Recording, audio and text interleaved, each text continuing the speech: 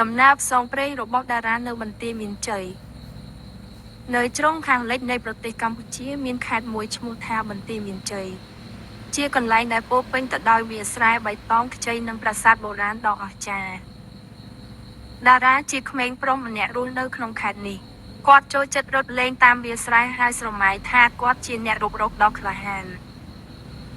ថ្ងៃមួយតារាបានសម្រេចចិត្តទៅស្វែងយល់ពីខេត្តរបស់គាត់ឲ្យកាន់តែច្បាស់គាត់ចាប់ផ្ដើមដំណើររបស់គាត់ទៅកាន់ប្រាសាទបន្ទាយឆ្មារប្រាសាទបន្ទាយឆ្មារគឺជាប្រាសាទដ៏ធំនិងស្រស់ស្អាតដែលមានអាយុកាលរាប់រយឆ្នាំជញ្ជាំងរបស់វាត្រូវបានឆ្លាក់ដោយរឿងរ៉ាវបុរាណជាច្រើនតារាបានដើរជុំវិញប្រាសាទហើយប៉ះជញ្ជាំងថ្មត្រជាក់គាត់មានអារម្មណ៍ថាដូចជាគាត់បានត្រឡប់ទៅសម័យបុរាណវិញបន្ទាប់ពីទស្សនាប្រាសាទតារាបានបន្តដំណើរទៅកាន់វាលស្រែដ៏ធំល្វឹងល្វើយគាត់បានឃើញកសិករកំពុងធ្វើការយ៉ាងសកម្ម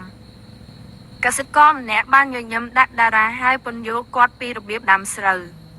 តារាបានរៀនថាអង្ករដែលយើងញ៉ាំគឺបានមកពីការខិតខំប្រឹងប្រែងទាំងនេះ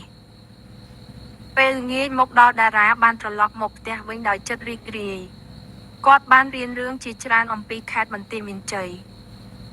គាត់ដឹងថាខេត្តរបស់គាត់មិនត្រឹមតែជាកន្លែងដ៏ស្រស់ស្អាតប៉ុណ្ណោះទេថែមទាំងជាកន្លែងដែលមានប្រវត្តិសាស្ត្រដ៏សម្បូរបែបនិងមនុស្សឧស្សាហ៍ព្យាយាមទៀតផងតារាមានមោទកភាពដែលបានកើតនិងរស់នៅក្នុងខេត្តបន្ទាយមានជ័យហើយគាត់សន្យាថានឹងបន្តរុករកនិងថែរក្សាកេរដំណែលដ៏អស្ចារ្យនេះ